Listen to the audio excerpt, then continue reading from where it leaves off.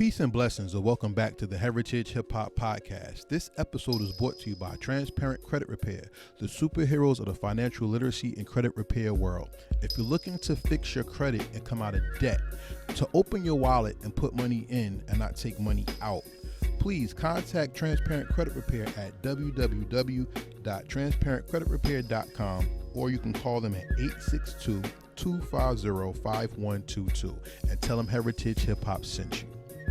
This episode, we talked to a pioneer in not only New Jersey hip hop, but worldwide entertainment. We talked to Miss Tonia Champagne of the Champagne International Music Group. This label is not only doing what other labels wish they could do, which is bridge the gap between coasts.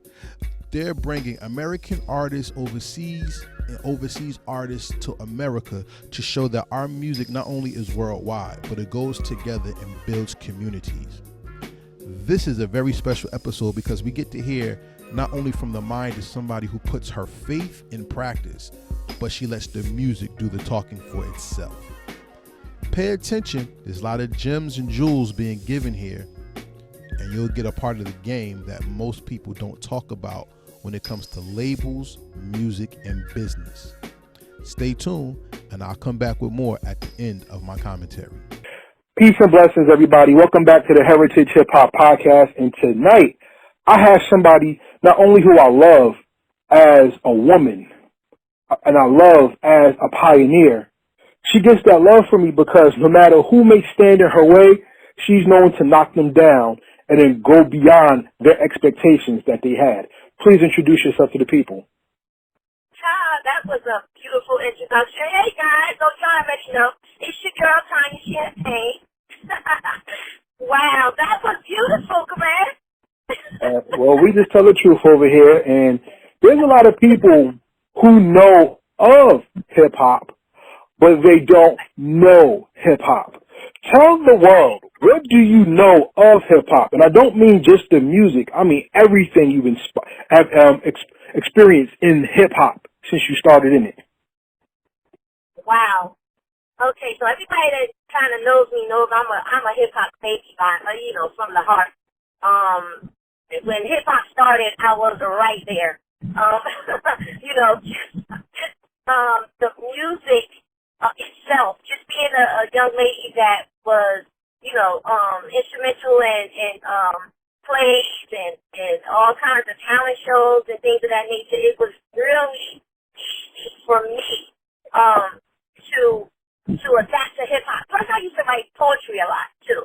So when that whole thing with Sugar Hill Gang, we're gonna go back to Sugar Hill, we're gonna go back to African Bambaataa, and the Cool Herc and, those types of people. Of course, my brother, Grandmaster Caz, and Big Mark, my cousin, Cool B, and just going back, Shani, Shantae, those people are the people that I look up to, as far as the whole, hip-hop era is concerned, and just, being a young lady that was, I used to call myself doing graffiti and all kinds of stuff, DJing. So, hip-hop itself is more, it's more about the culture, of course, but it's more than just rapping. It's more than just rap. There's so much more than what some people, perceive it to be. And, me, myself, I'm glad, and proud to say that I'm a hip-hop baby. That I really am a hip-hop baby and that I really was able to grow up, just being a part of hip-hop itself, So, I could say a whole lot about hip-hop. We could take a whole hour to talk about it. Well, someone as accomplished as you, somebody as accomplished as you has a whole lot to say. And, I mean, even for the little bit of time that I have to talk to you, it's so much to talk about, and that's what makes interviewing so hard. But it also makes appreciating the person that has accomplished that much more special, because life goes so fast that we don't slow down and appreciate the moments. And from the time I've met you, you've always done your best to capture the moment. What does the moment mean to you, and why is it important for you to always have that moment in your pocket and not let it go? So when you say the moment, it's been so many different moments for me. So it's kind of like I've always felt like if I'm knocking on this door and nobody is answering, I have to go to the next door. And I need to knock on the next door. And if I can't get in the door, then I need to be pulling up a window so I can knock that. So I get to where I need to get to. So when it's people telling me no, or when it's people saying, we're not going to give you this opportunity right now, or whatever. Come back and see us another time or whatever. I'm the type of person that I'll go out and I'll research and I'll see, well, what else can I do? Or I'll go and research and find a way to do exactly what I'm looking for them to do for me, for myself. So the moment, I guess, would be, to me, would be that very time when I say, oh, I might can't do this, but I can do this. So when I was able to continue to do my recording studio, I said, that's okay, I'll do this radio station. So I'll go and I'll do that. When things started going okay with the radio station kind of got to where it needed to get to, or whatever. Now I'm like, okay, now I can do this record label. So let me go ahead and do this record label. Or, if the opportunity presents itself, go ahead and do it. When I was able to do my nonprofit organization, here comes the moment. That's the moment. I'm going to go ahead and do this. I've been helping everybody get theirs all up and running. I've been, jumping on everybody else's, team to try to help them out and all kinds of things, and always putting mine on the back burner. And I just got to the point, in my life where I said, I can't do it no more. I can't do this no more. I have to do what I need to do for me. And so I guess that's basically what it is as far as the moments are concerned. But like I said, there are numerous moments. So I can't really just focus on one, All right, well then, I'm going to focus on some moments, and we're going to make you the star that you are instead of being the interviewee that people are learning that you are, okay? So, okay. You can correct me if I'm wrong. And ladies and gentlemen of Heritage Hip Hop, I don't mind being wrong because I like to learn. So, the first woman to ever own a label in hip hop, that from my memory, is Sylvia Robinson, and that's Sugar Hill Gang Records, correct? Is that to your knowledge? And in the state of New Jersey alone, that has only been the only label known that's been solo owned and operated by a female until you came with the Champagne International Music Group. Am I correct? I believe Dana owned the label also, right? Dana owned Queen Latifah. Okay. She did? Yeah, I believe she did. She owned doesn't she own the label? Was it Flavor Unit? Was it Flavor Unit? Was hers? It was a partnership, I know for a fact that, but I didn't think it was hers, like under her name. You see what I'm saying? Oh, okay. Okay, well then you might be right. So then that's a moment that needs to be talked about. See, it's important for people to understand that the casual hip hop person who loves music and stuff will either just rap or just be on radio, et cetera, et cetera. You detailed how you went from radio. Well, first you were in the culture, period. Then you went into radio. Then you transferred over to a label. And like I said, pioneering a label, an international label at that, under your name. That moment is significant because that's something most people don't, number one, see people of color doing, even if we run the industry. And two, as a woman, people will sleep on you for that, thinking that you can't lead. How do you counteract that? I mean, besides your actions, how do you counteract that to show not only are you capable, but you're a leader in doing such? Wow. But let me say this because it's not easy. Let me first and foremost say that. Creating a record label is not easy at all. It's not an easy task. Just getting the administration right is hard. Because when you're doing a record label or maybe any other business, just getting the people that are going to be able to help you run it or going to be able to run it if you can't run it, it's hard to find the right people. It's not a lot of loyalty out here. Let me just say that because one thing about me, I'm very transparent and I'm gonna say what I feel. There is not a lot of loyalty out here. People are out to get whatever they can get from you. They'll use your connections. They'll use your contacts. They'll use your name to get what it is that they want. Without your permission. Let me tell you that. And then too,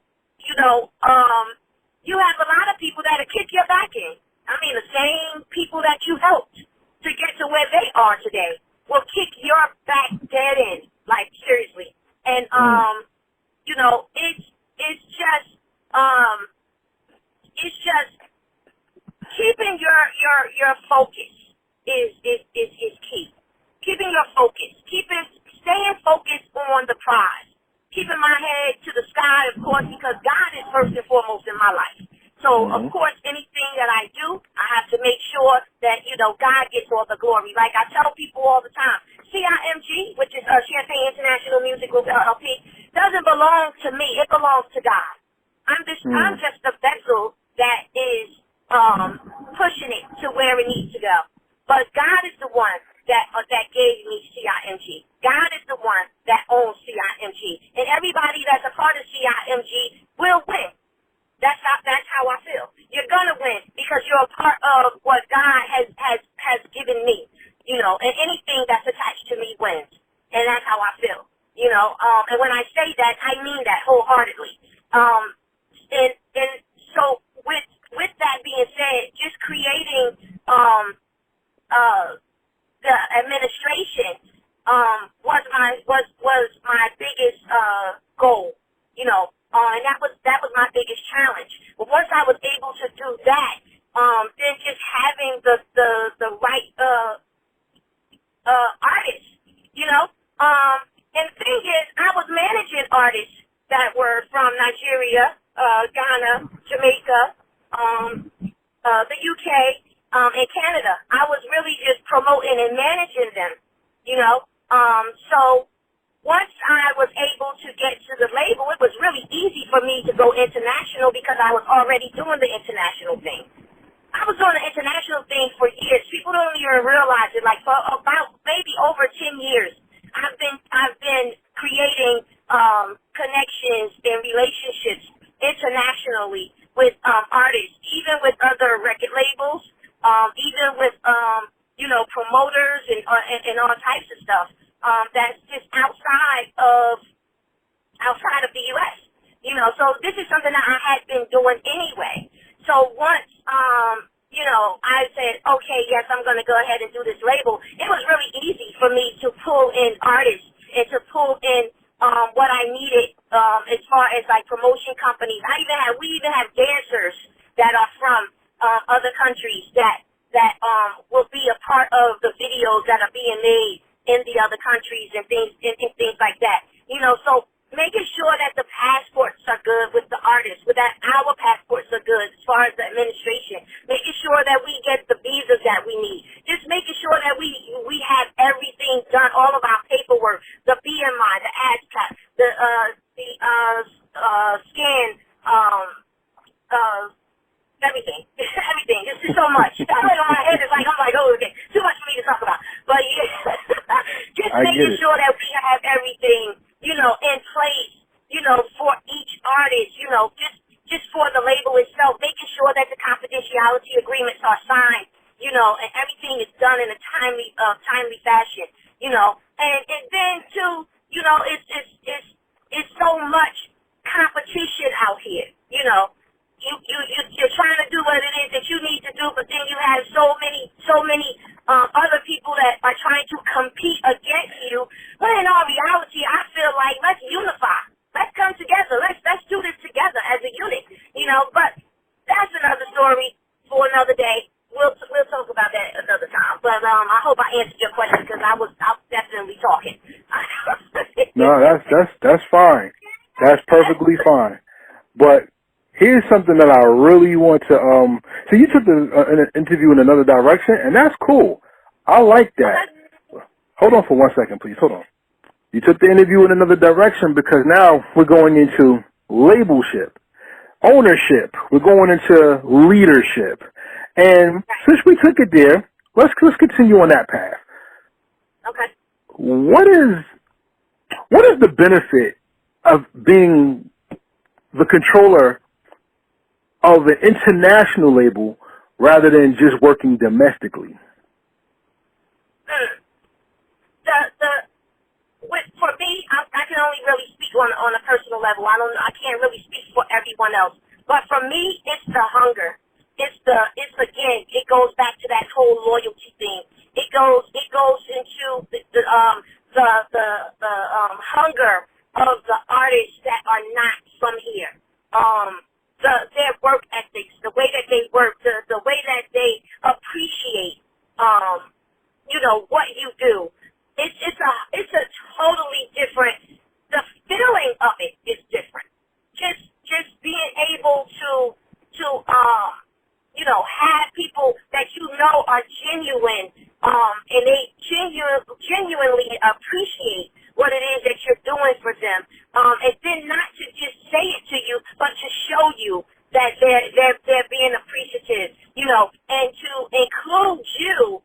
Like a family, like I'm family. These my artists, the artists that I work with, the people that I know, the promoters that I know that are from Nigeria, from Ghana, from Kenya, these are like my family members. The distribution company that the label actually is a part of, which is Kwasi Distribution out of the Ivory Coast, and that's also West Africa. We're family. We're family. I'm a part of their family, So it's the difference is I've been doing it here for so long, Karev. I've been doing it here for so long, and I've done it for so many artists, and it's a lot of artists out here that will not even tell you that they got help from me. There's a lot of artists out here that will act like they don't even know me, and knowing that. If it wasn't for me, they wouldn't even have their first picture.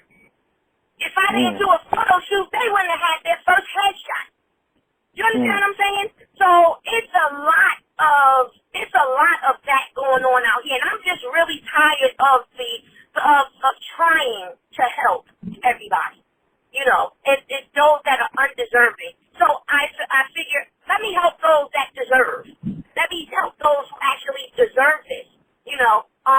But it's a lot of backbiting, out here, and in the U.S. Unfortunately, it's a lot of people that whose backs that I had that turned their backs on me, in many instances, and it's not just in the entertainment business, not just entertainers or people that are in the entertainment business, even in just the city, you know what I mean? Even in just the government, like people have literally. Let me tell you this: there have been times when, and at one point in time, I had about a good 89 children that I was managing, hip hop dancers.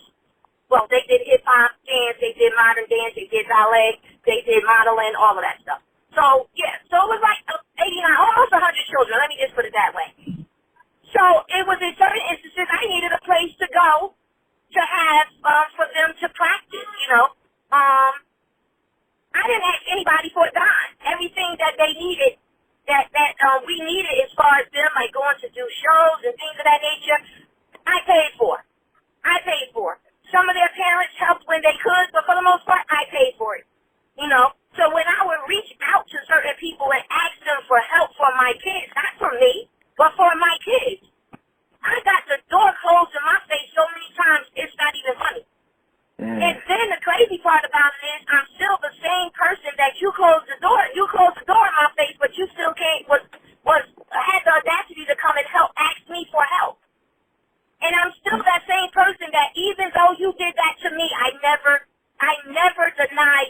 help that you needed.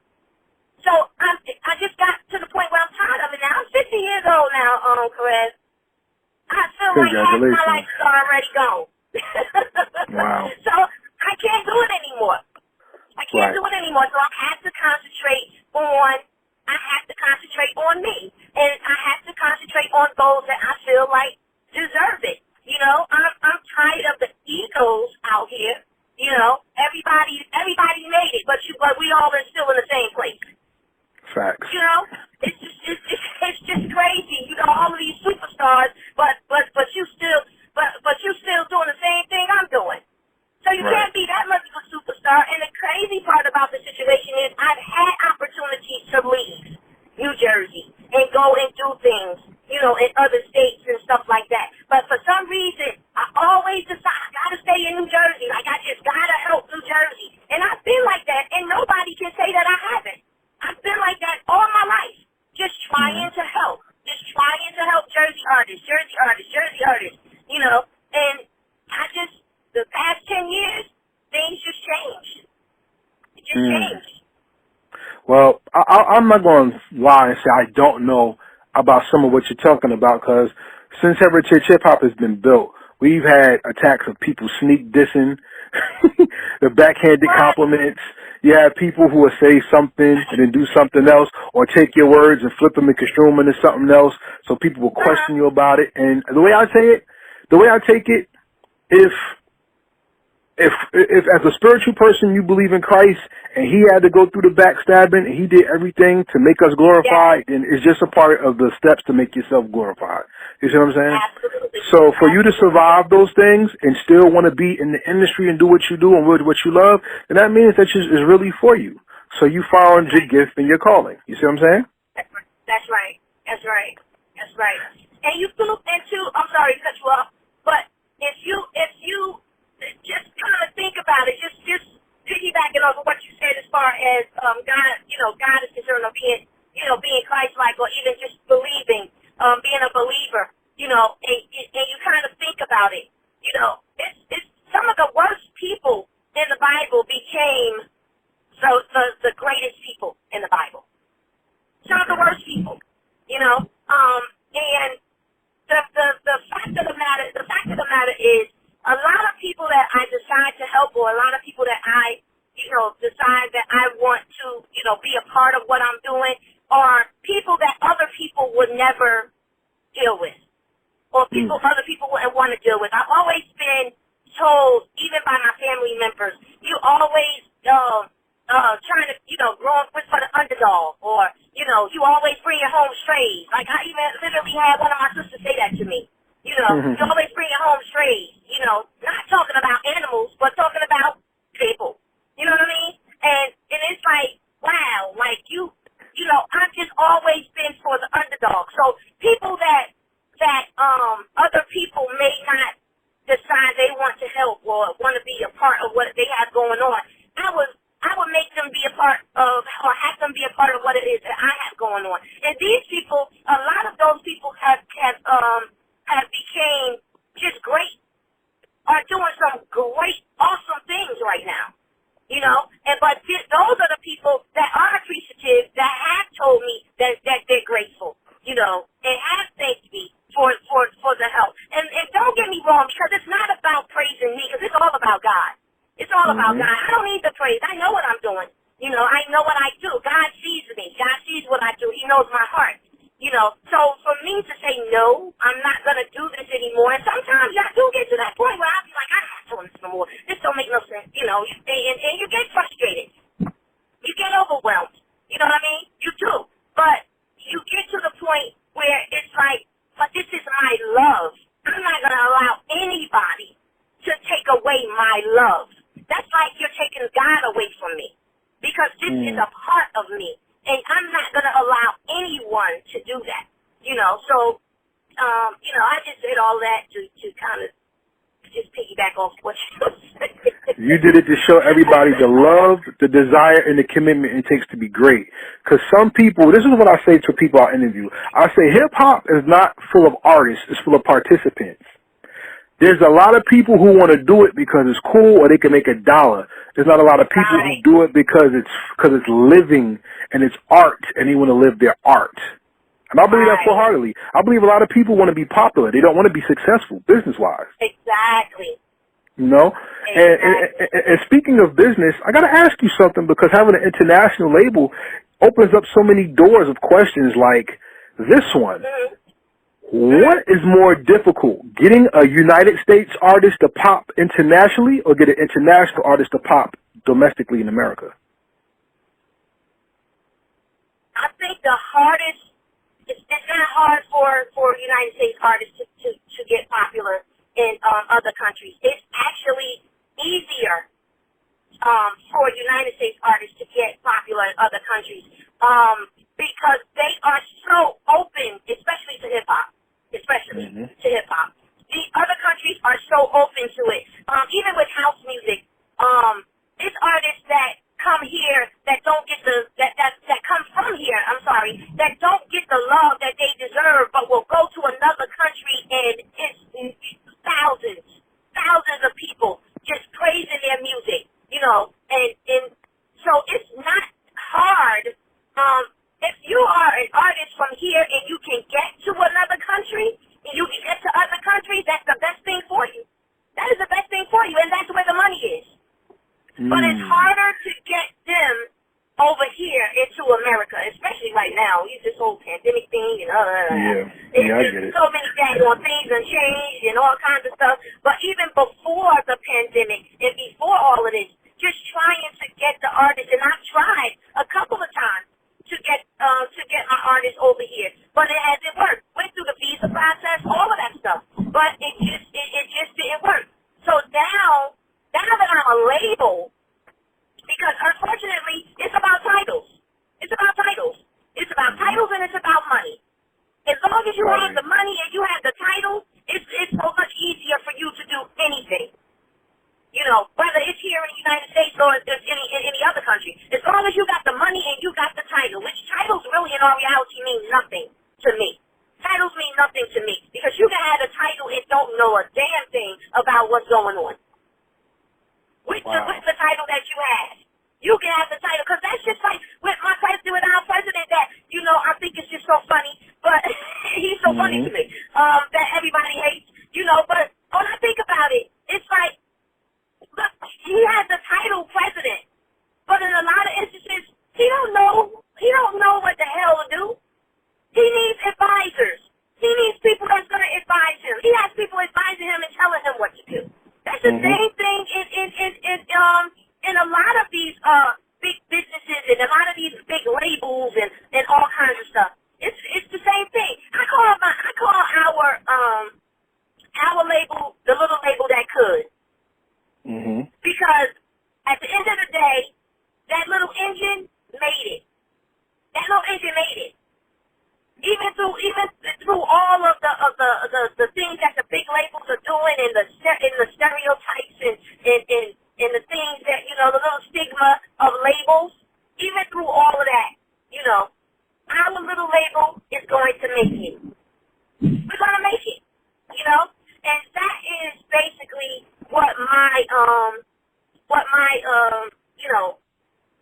I don't know. That's just what I feel. That's just what I feel. And it's easier. It is easier for U.S. artists to go to other countries and make it bigger. It's very much easier for them. I got a question. That was very interesting what you said, because I want to go back to what you said about the engine that made it, right? And prejudices. The major prejudice America has is forgetting the past. America always wants you to forget the past. They want you to forget racism. They want you to forget prejudice. They want you to forget sexism. They want you to forget about so many things that America is built on, which is violence, unappreciativeness, and cutthroat antics. Barbarism, okay? But overseas, even though those things may exist, overseas has a love for art, whether you go see old buildings that was constructed in the 1500s that are still there, or you see paintings of expressionism that changed the game, whether it's the Black Madonna of the early church, or you have the Russian icons, which shows brown-skinned prophets, or you see Leonardo da Vinci, Michelangelo, Raphael, etc. Why do you think in this country people don't appreciate art, and how can we get them to do it, especially through music? You know, I feel like, you know, people fear what they don't understand. So when it comes to art, especially black art, let me put it that way. We do things differently, correct? We do things differently. You know what I mean? Like, even when we go to God, we go to God differently. Even though we were supposedly taught, even though they didn't want to teach us, they didn't want to teach us how to read, right? They didn't want us to know how to read, so therefore we couldn't really understand the Bible like we were supposed to if we weren't able to read. You know, we only went by what it is that they taught us, that the slave masters taught the slaves. You know, so we only knew what it is that they wanted us to know until we got to that point where we said we are going to learn how to read. So once we started learning how to read, then we were able to go to God a totally different way. A totally different way. Now we're able to go to God with reverence, with the spirituality that is, I don't care what nobody say, I believe we are a chosen people. God favors us. I truthfully believe that. I believe that we are as close to God as anyone could possibly get. That's what I believe. And because of that, we are a feared people. Art is something that we mastered. You understand what I'm saying? Us, as black people, have mastered art. And because of the fact that we mastered art, nobody in our reality can come close to us when it comes to art, whether it be performing art, whether it be just expression in picturist art, whatever the case. Nobody can come close to us as far as that is concerned. And we have to know our power. Art is powerful. Music is powerful. I mean, if you get the right song, if you're feeling a certain way and you get the right song, that song can actually minister to your spirit and change your entire attitude. That is strong. That's strength. That's powerful. So people are afraid of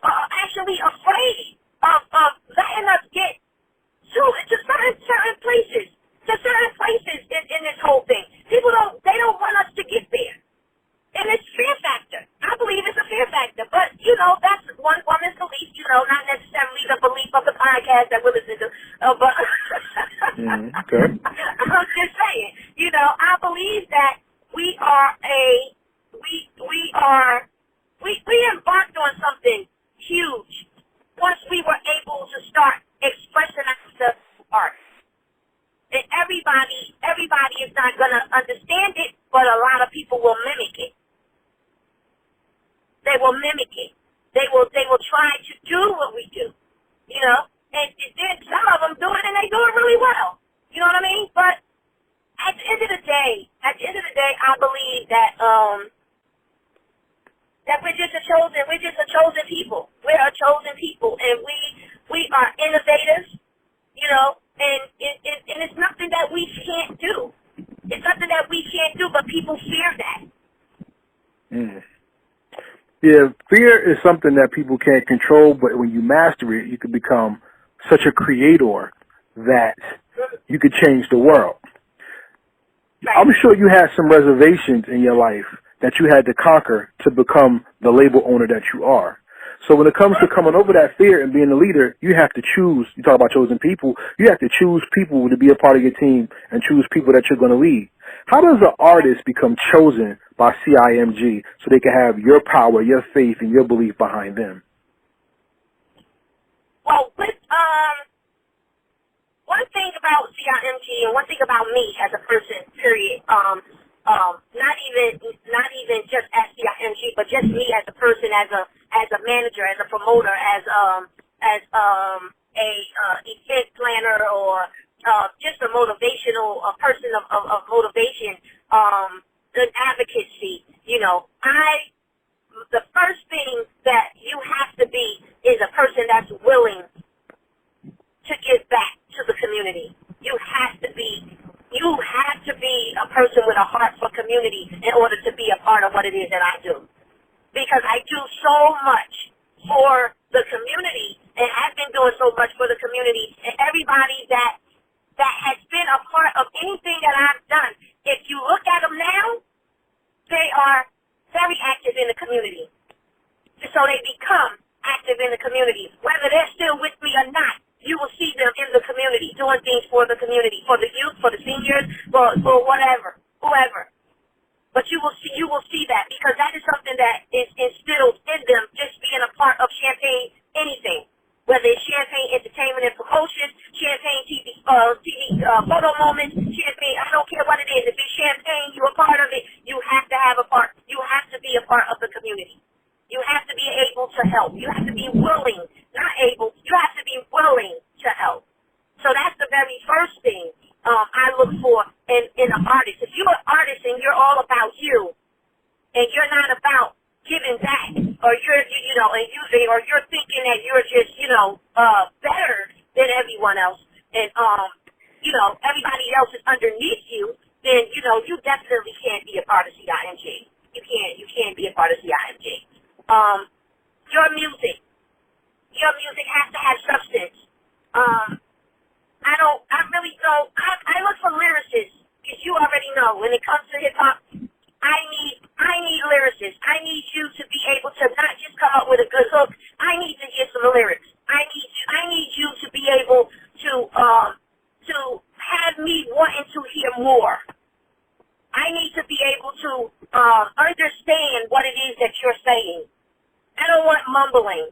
I don't want just because you got a catchy hook and nobody understands the rest of your song, that's going to be okay for me. That's not okay for me. That's not okay for me as a person, and it's definitely not okay for CIMG. My A&Rs are dope. They are dope. The head of the A&Rs, which is Grump, and you already know, Grump is basically the head of both international as well as U.S. A&Rs under CIMG. We have, meetings where we literally talk about the artist. We have meetings where we talk about what it is that we want. What's next? What's next for us? What are we gonna do next? What are we looking for? We're looking for artists that are okay, let me put it this way. You have artists that are always saying, "Oh, I don't trust labels. I don't trust labels." Well, we need artists that we can trust also. The same way you're saying you need to be able to trust the label needs to be able to trust the artist. We need to make sure that you are for us.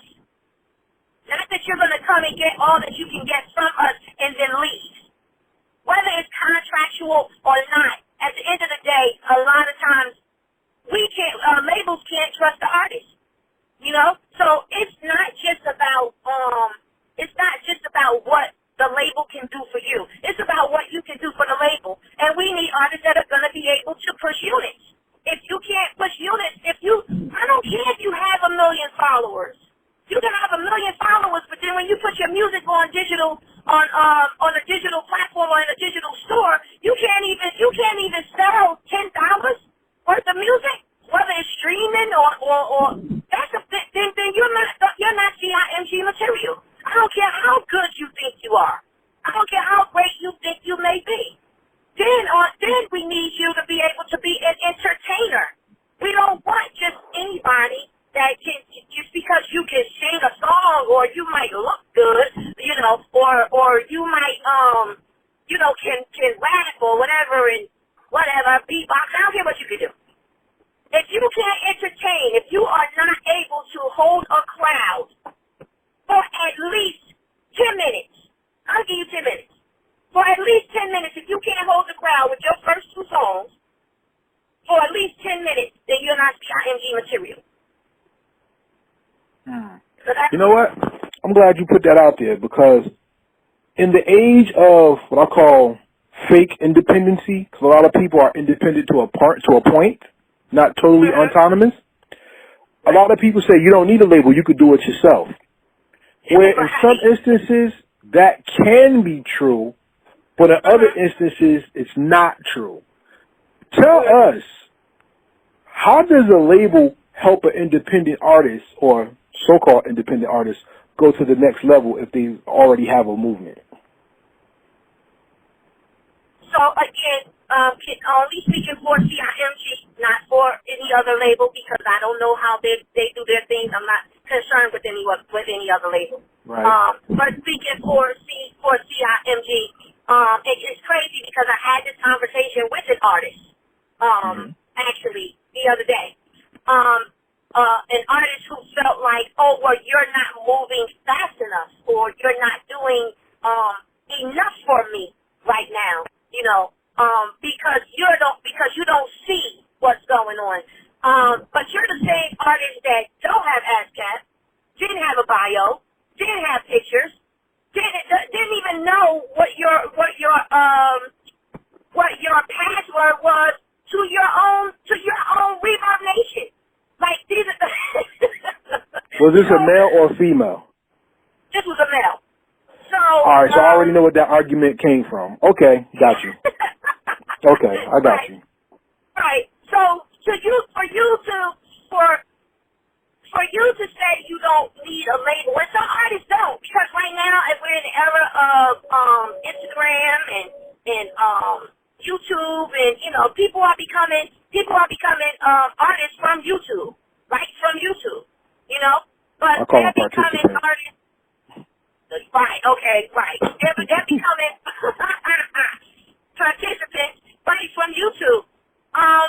No real artist development, no real know-how of the business, don't really know what it is. Anything sounds good to them because of the dollar sign, So when you have a label behind you, especially CIMG, especially me, because I have been advocating for so long for the youth, period. Just period. I've been advocating. I've gotten artists out of contracts over the years. Contracts with Universal, that they did Sony, that they didn't want to be in, and even independent labels that they wanted to get out of. Because you go and you sign this paperwork, and you're basically signing yourself over to the devil because you don't even know what it is that you're signing. But it Talk looks about good that. giving you a couple of dollars, and you not realizing that they own you now. And at the end of the day, if you're not planning on giving them this money back, then you're fucked. Excuse my expression. I'm sorry because I cursed. Yeah, you can. You're fine. You're fine. But if you are not familiar with contracts, if you have no knowledge of what it is that you are signing, and you don't have the money for a lawyer, because you need to really have an entertainment lawyer that knows what's going on, because you can't. You have to have someone that's going to actually literally sit down and take the time to read. And unfortunately, artists are not trying to read. They're just not trying to read. And it's at the end of the day, it's pure laziness at times. It's just you're lazy. So if you're an artist and all you want to do is perform, make videos, whatever, then yes, you need a label. You need a label, or you need some kind of a team, whether it's business management, whether if you want to do shows, you need a booking agent. All of this stuff comes under the label. And all of these things are different. These are different titles, different jobs. But the difference between CIMG and I don't know, maybe other labels, I really don't know, is we do everything. We do everything. So the promotions are being done by us because I was a promoter first. So that's being done. The booking is being done by me. I was a booking agent first. I was doing all of these things for artists and didn't even know that I should have been getting paid for each one of these things because they're all different titles. They're all different jobs. I didn't even know that at first, you know? So I was doing all of these things, and I was oblivious to it, you know? But now I'm at the point where I said, let me learn. And again, the difference between me or CIMG and what's going on is the fact that I sat down and I literally researched and learned. I sat in classes. I've done webinars. I'm doing this thing, you know, and that is the difference between someone that's saying, oh, I don't need a label, and then someone that's saying, you know, I want to be on the label because we're taking care of everything. We're basically taking care of everything. All you have to do is be an artist.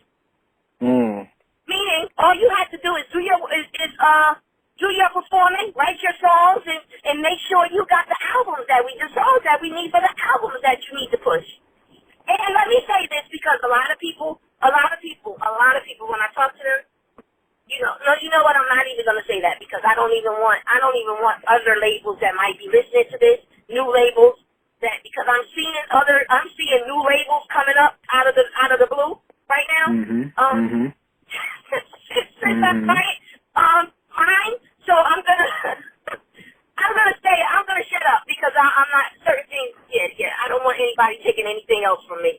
It's cool. And don't block your blessings the same way. True. Yeah. So just to move on, we've talked about the label. Who are some of the stars that you have under your label that people can expect to hear from and see?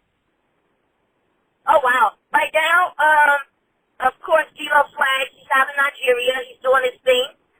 He is actually being sponsored by Igalo, who's a big football player. Well, what we call soccer, but they call football there. He is a famous football player there. D-Lo's song, "A Jiggly to the World," is actually a song that was geared towards his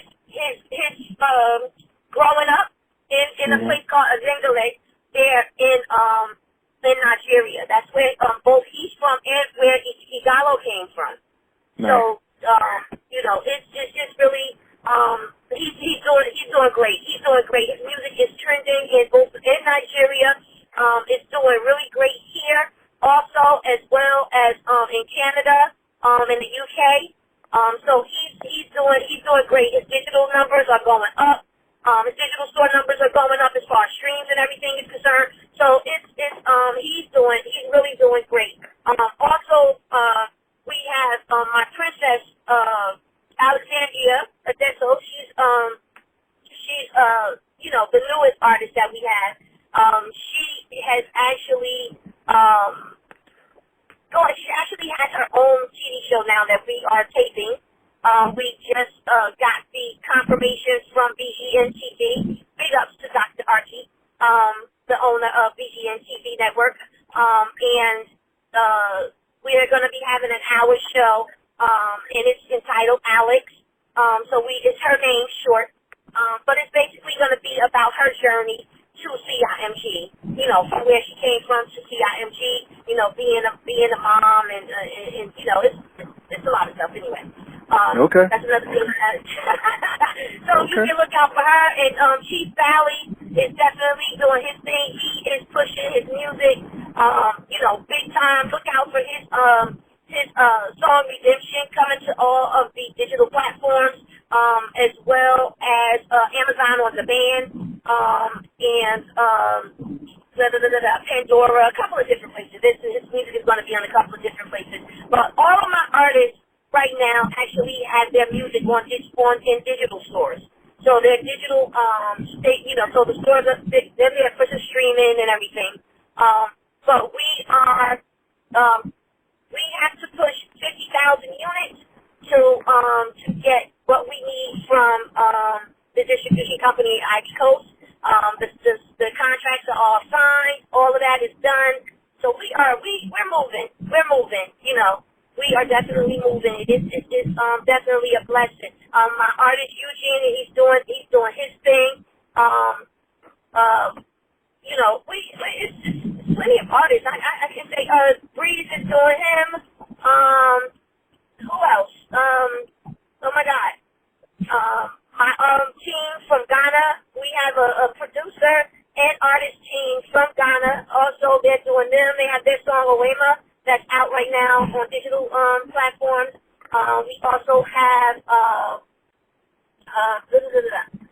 we also have, I said Eugene already, Tizzy Blinks and DJ Smash, their brother, their producer and artist team as well, and Lagos, Nigeria, they're doing their thing. First Fire is a Jamaican artist who his music is definitely trending, especially in Jamaica. He'll be here. He'll be coming back up here as soon as everything opens up as well. I can't remember them all. I can't remember everybody. But that's a good amount right there. When you said 50, you have to push 50,000 units. That's per artist. 50, right, per artist. Okay, 50,000 units per artist. So then, let me ask you this before we close up our interview. Streaming, I think streaming is the worst thing that happened, but it's also a blessing. I think streaming is bad because the artist doesn't really reap the benefits of their work because there's a middleman controlling their amount. So as a label, does streaming hurt you just like it hurts the artist, or would you rather the person buy the single rather than stream it with their phone? Yes, actually, I would rather it's bought. Yeah, streaming, it kind of takes away. It helps with those people who may not be able to afford to buy. You know what I mean? Right. So it does help in that sense, but it does. It really hurts the artist, and it definitely hurts the label. How does it hurt the label? Please explain that to me. You have to push extra hard. You have to push even harder. And then as far as the percentages or the split sheets are concerned, or the splits are concerned, from as far as the label and the artist, that in itself is that's another side. I want to again. That's kind of me telling you something. But okay, yeah, just keep it PG. Mm-hmm. Yeah. It's not easy, especially according to whatever the percentage is, as far as between the label and the artist. Okay. Let me just put it that way. As far as whatever the percentages are, it kind of, it's kind of cut three ways, because now you have to worry about, because even if you think about it, even if you're paying the distribution, for the digital distribution, at the end of the day, now you need to get that money back first before you can see any other money. You know what I mean? Before you can see the money that's being made, that money has to come back first. So again, it's according to how great or how good the artist is the music is doing. But like I said, my artists are doing well. As far as the streaming is concerned, right now D-Lo is the one that is being pushed the most, and he's the one that is basically making the money at this point. Yeah. Okay. Well, I know one thing. I know that artists have a certain amount of royalties, and unfortunately, the way the music industry is structured, a lot of them do not know how to take advantage of their royalties, and there's nobody in charge of the commission of payment. So that's from an artist standpoint. But from a label standpoint, I've never been a label owner, so this conversation has been very educational, and I appreciate you for sharing that with me. Absolutely. Now, can you please share with everybody your social media, so if they wanted to contact you or learn more about the label and what artists you have, can you please give them that information? Google me, baby. Say no. Truthfully, that's all they really have to do. You put my name, you put Tonia Champagne. That's Tonia, Tonia. Is my first name. My last name is Champagne, spelled just like the drink, Champagne. If you put my name in Google, everything that I do comes up. Truthfully, Okay. all of my social media comes up. But I'm Tonia Champagne on everything. I don't change my name for nothing. I'm Wonder Boss. But I also have a Tonia Champagne on Instagram. But I'm Wonder Boss on Instagram for the GS Radio Newark, the radio station page. But I'm still Tonia Champagne on there as well. So everybody can just follow me on there, or it doesn't matter. I'm a Facebook head. Everything I do is on Facebook. And, you know, look out for my Saturday. I'm actually going to be going to City Hall in Peekskill. We're talking about hip hop right now. The hip hop artist known as Noodle or Noodle New. From New York. He's from Peekskill. He's actually the mayor of Peekskill, New York now. And I'm going up there to interview him on Saturday.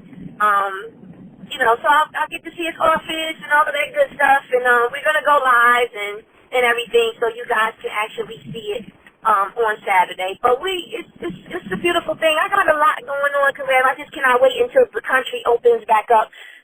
So I can go to Dubai and go to Nigeria and go do what I need to do with my artists and just make it all happen. Yeah, that's the dream, because Heritage Hip Hop, I want to take Heritage Hip Hop international myself. I'll interview some international artists, which is cool, but the thing is I want to touch that land and experience another view of life and smell some new air. And you know what I was thinking? I was thinking that we should probably just make a big trip of it. Sure. I think we should make a trip of it. See if we can go. You know, it's just really gonna be getting the visas.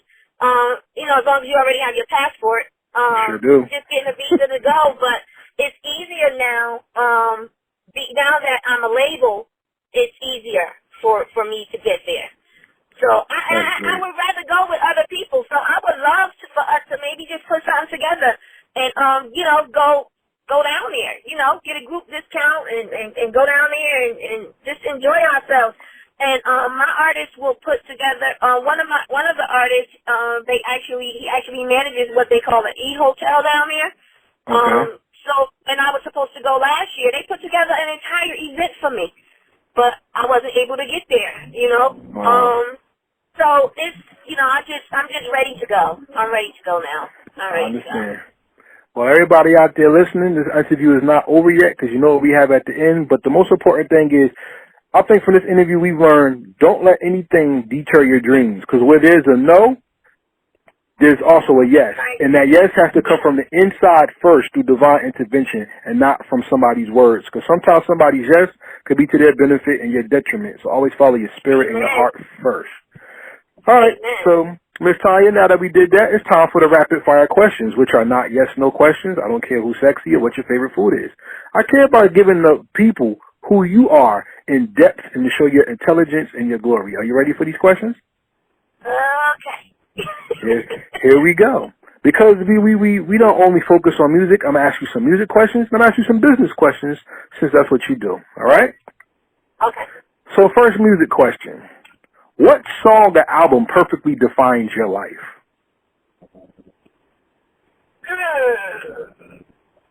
My life.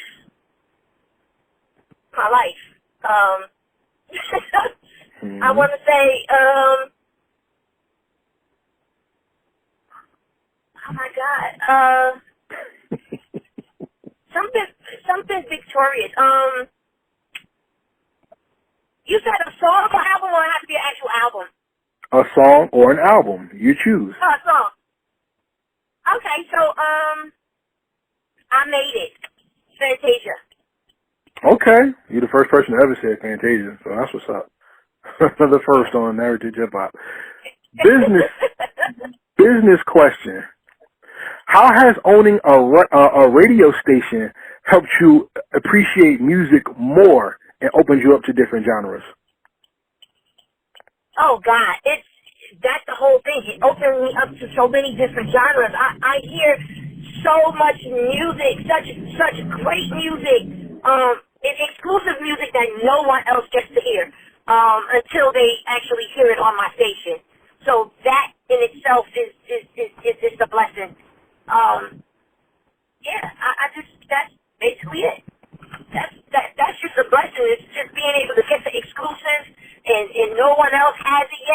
and being able to play it and being able to say, you heard it first on GS Radio North, our radio station. So everybody out there listening, make sure you find GS Radio North on Facebook and all platforms and outlets that's there. That's I mean, right. what else can we say? It's there. You just got to go find it. You know what I'm saying? Right. That's right. Just go to gsradionorth.com. You can see all of that. You can see everything. There it is. I hear everything. Music question. Mm-hmm. The thing about music is music can play into your soul. When people, whether they're having sex or even in movies, when you have the hero come through the scene, or even when somebody's being scared, the music sets the tempo. Right. What is your tempo, and how do you move through life with it? Woo. What is my tempo? My tempo is more like the theme from Rocky. Uh-oh. You a fighter? Yeah. Absolutely. The theme from Rocky, because I had to fight. I had to fight through a lot to get to where I am today. Mm-hmm. I had to fight. And I'm still fighting, Karev. I ain't stopped fighting. I'm still fighting. I'm a fighter. You know? Okay. And I'm not gonna stop until I get to where I want to be. I need to be at the top of those stairs where Rocky went. You know, he ran up to the top. Yeah. I need to be up there. Okay. And I am gonna be. Let's go to Philly and get you on them stairs. We gotta get you a picture about the statue. Let's do it. I want to go with you, for real. Okay. Let's do it. I'm putting it out there in the air now. Okay. All right. Business question. Labels are one thing, radio stations are another thing. Not discounting both of those things, what was the most significant victory you had in business that propelled you to your next step?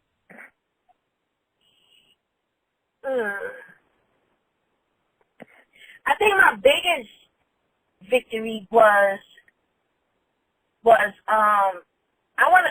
would think my nonprofit organization.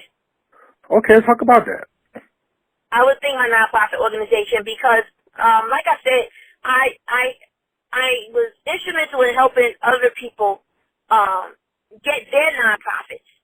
You know, I worked with them and worked in their nonprofits, worked on their boards, you know, all kinds of stuff, you know, and then I never actually did mine. And then when it was time for me to do mine, it was so much that I needed to do before I was able to accomplish it, you know. So when I got that letter and it told me that my nonprofit status was, you know, approved, you know, it just did something to me. I literally cried. I literally broke down in tears because it was something that I wanted to do for so many years, you know, because I have been helping people for so long, you know, and I've been spending my own money all the time, and, you know, and it was just really getting hard for me, and I never wanted to stop doing what I was doing, but it was just the financials were getting, it was really becoming overwhelming. So when I finally got my nonprofit status, being a nonprofit, of course, it helps. It really helps. Unfortunately, being a nonprofit and, you know, being a nonprofit, organization in New Jersey, it's a lot of competition out here. You know, it's a lot of competition in New Jersey. Unfortunately, even the nonprofits are competing. You know, wow. But it's a reality. But that's another story for another day. We'll talk about that another time. On another episode of Heritage Hip Hop Podcast. Yes. Okay, well, look, congratulations. The name of your nonprofit organization is? We Got Us Kids. All right, so remember, we can't just say it and then we'll put it out there so everybody can support it. And that's Kids right. with a Z, correct? Right. It's We Got Us is all one word. WEGOTUS. We Got Us, and then it's Kids with a Z, KIDZ. It's We Got Us Kids, a New Jersey nonprofit corporation. We are a 501c3 organization. All right. So everybody out there, remember, we're giving you people who actually walk and do the work, never just talk it, because at the end of the day, man gives you a job, God gives you your work. So this is stuff that's done higher than what a person says they're going to do. The Most High has to bless you, open the doors for the blessings to come abundantly to you. All right? Amen. Amen. So that was a business question. Now we're going to go to a music question. Ready? Okay. Back in the day when it came to hip-hop, people would make remixes, and the remix would give the song longer life, or we would add people to the song to make the song have better longevity. What is the greatest remix you've ever heard? Wow. She said, wow. Okay. Greatest remix I've heard. Greatest remix of all time. You hear so much music. Let's tell everybody your ear. What you got? Oh my God, yes. I'm like, wow. Remix, let me see. I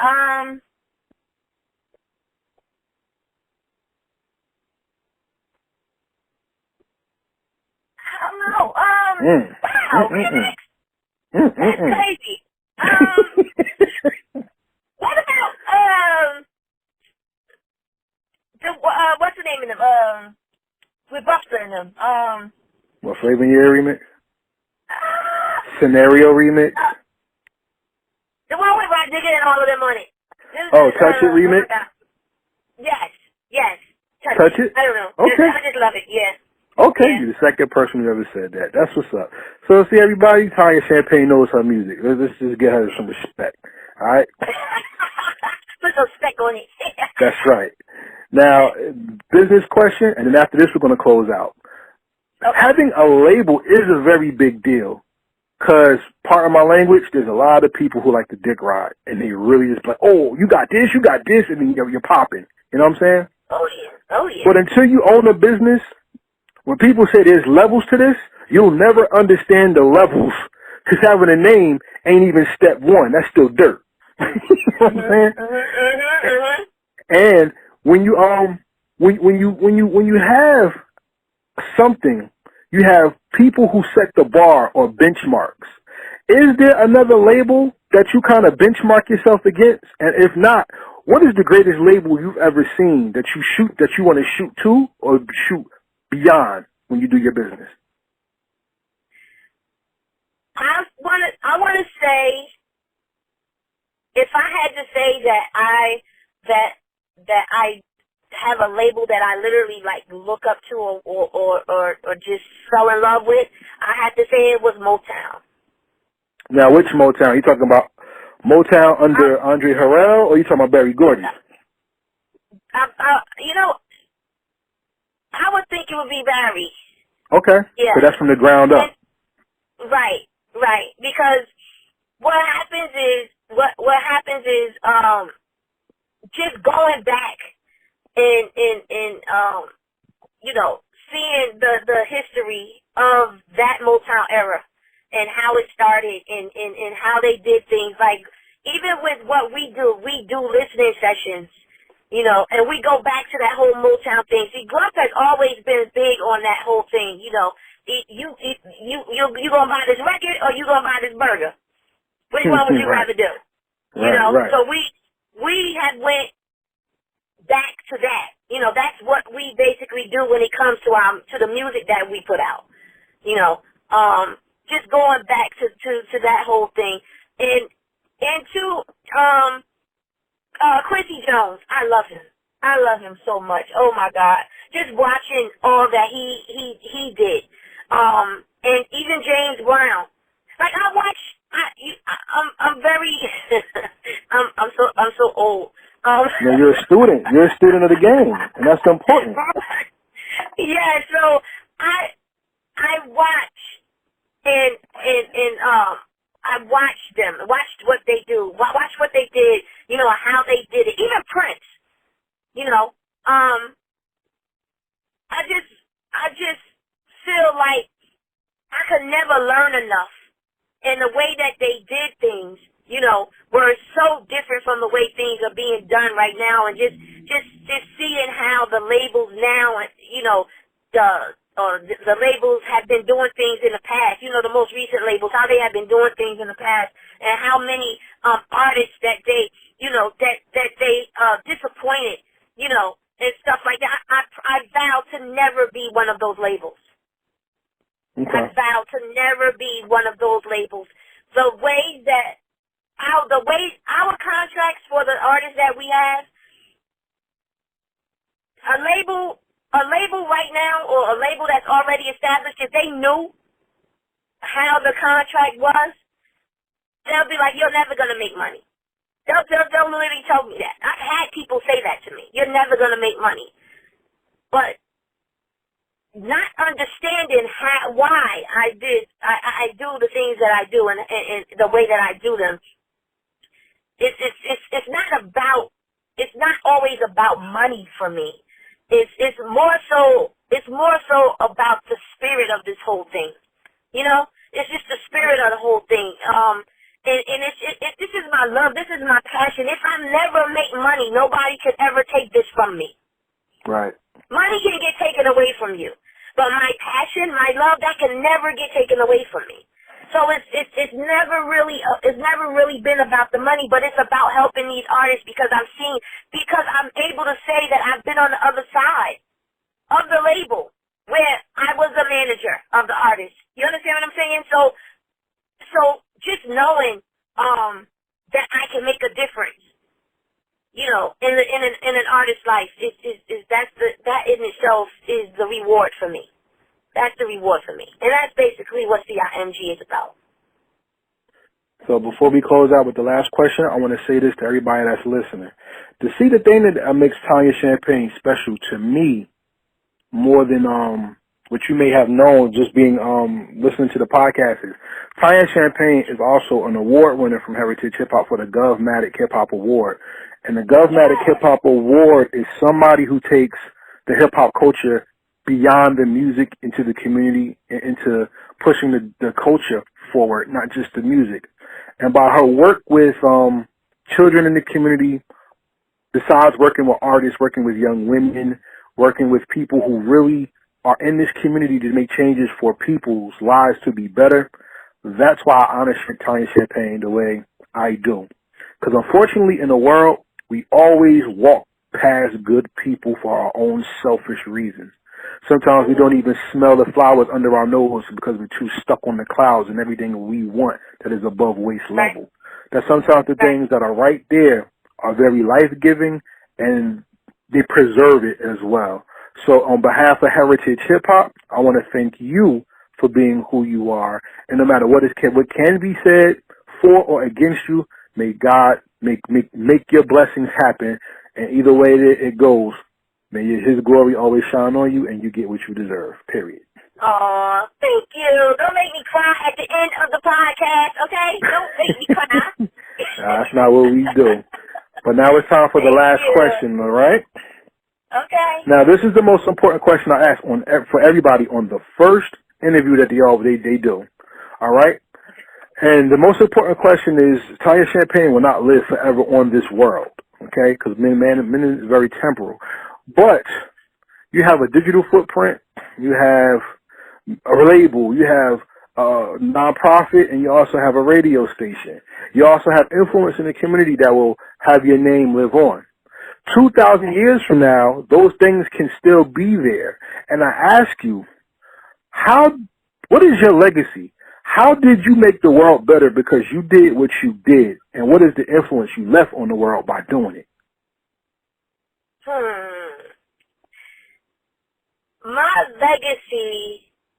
My legacy is going to always be how I made people feel. It's never going to be about my work. It's never going to be about what I did. I mean, although those things are bonuses, it's always going to be about how I treated people. The way that I conduct myself with people and the way that I make them feel. That my legacy is going to live through the way that they personally feel about me. That's how my legacy is gonna. They're gonna remember all of the stuff that I did, but they're never gonna forget the way that I personally made them feel. And I believe that means more to me than anything that I can possibly leave here. The way that a person can say, well, I remember, how she made me feel, or she was there when this happened, and, I was able to get through some things, with her help, and I'm not even talking about financial help, just being, again, a motivator, an advocate, and just being a counselor, because I'm a counselor a lot of times, people are constantly talking to me about what's going on with them or things that they may be going through emotionally. So I believe that the way that I make people feel would be my legacy. I believe that. So with that being said, everybody, remember that your work that is given by God can influence the world internally, externally, inside of you and outside of you as well. Because what you do at home can not only make a difference in your hometown, but it can also make a difference across the world, and people will revere you and bless you through God's undeniable power by the good that you do. So remember, a good name lasts longer than a fine perfume, and as your name lives on, so does God's legacy through you. So thank you for listening to the Heritage Hip Hop Podcast. My name is Karev, and I'm with the beautiful Tonia Champagne, and we say peace. Yes, we out. We out. Thank you for tuning in to this episode of the Heritage Hip Hop Podcast. We sat down with a woman that is the head of a international recording label, a nonprofit, a radio show, and she puts on for her city and the hip hop culture by being on the front line to help people when they're in need, be it artistic need or community need. So shout out to Tonia Champagne for giving us the time to sit down with her and talk about what she does and how she uplifts with her movements. Make sure you support Tonia by going to GS Radio North, We Got Us Kids, and look for her artists on the Champagne International Music Group coming soon. Highlights of that label are Breeze, Chief Bally, and many more. Shout out to Grump and the team out there that's making it happen. This episode was brought to you by Transparent Credit Repair, the superheroes of the financial literacy and credit repair world. If you are looking to fix your credit and open your wallet to receive money, not open it to pay off debts, please contact them at www.transparentcreditrepair.com, or you could call them at 862-250-5122. Tell them Heritage Hip Hop sent you, and you will get something very, very special for doing such. If you'd like to support Heritage Hip Hop, you can follow us on www.heritagehiphop.com, where we bring to you your future favorite artists and many more surprises. We have playlists, music videos, blogs, and we also have services to help all artists and all entrepreneurs help build their brand and give them a path to success. You can follow us on all social medias. We are everywhere. And also you can support us by not only visiting the website, but we have a store. Go to www.storefrontier.com/heritage hip hop for apparel and other things to support our brand and help us build yours. We would like to give a shout out to the people who make this possible. Shout out to our virtual assistant, Fatty's Place. If you have a social media presence or you would like to make your presence pop more, please contact Fatty's Place at FADDYSPLACE on Instagram. We want to give a shout out to Fire Jaws, who's an MC who went from in front of the mic to behind the boards to help with marketing, promotion, and placement. It's good to promote and market, but if you're not placed correctly, you will not shine and get the results that you want. So if you're looking to do that, you can contact him on Instagram at FIREJAWS. That's Fire Jaws. Not only that, we have other shows on our network, The Big A Show, and we have Diamonds Entertainment LLC, which is DIEMENZ. So shout out to Lex Diamonds, who you can find on Instagram, LEXDIEMENZ, and ADYAR, AHDAYAR on YouTube as well. Once again, thank you for listening to Heritage Hip Hop and taking the time to listen and to enjoy the show with us. before we get out of here, we want to say in this ever-changing world, it's very, very, very dangerous out here. And to not be cognizant of what's going on and aware is very dangerous. So during this year of COVID-19, racial inequality, and people raising their voices, we would like to say, please be careful out there. Continue to raise your voice, but continue to be safe as well. The world is better with you than without you. And with that, we say peace, and we're out.